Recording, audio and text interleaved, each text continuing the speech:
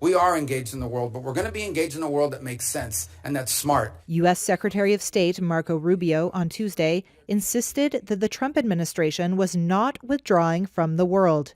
That's as Rubio fought criticism by some members of the Senate Foreign Relations Committee of the administration's cuts to foreign aid and diplomatic budgets. You're not going to like all the changes, but I want you to know what the intent of the changes are. It is not to dismantle American foreign policy, and it is not to withdraw us from the world.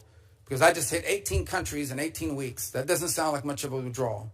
Rubio said that many of the programs he has cut did not serve U.S. interests, and that Washington would remain the world's most generous donor of humanitarian aid. I didn't ask. Senator, please let the Secretary have you. In a sometimes feisty first testimony as Secretary of State, Rubio was challenged over his role in the administration's crackdown on immigration, Trump's engagement with Russian President Vladimir Putin, and the decision to prioritize the resettlement in the U.S.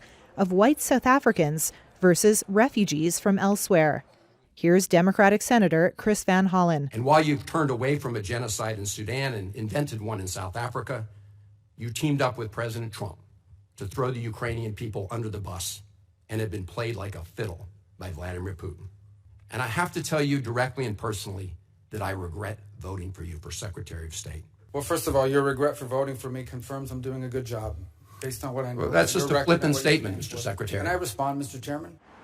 On Russia, Rubio said Putin had not received any real concessions in the U.S. effort to initiate talks to end the war in Ukraine.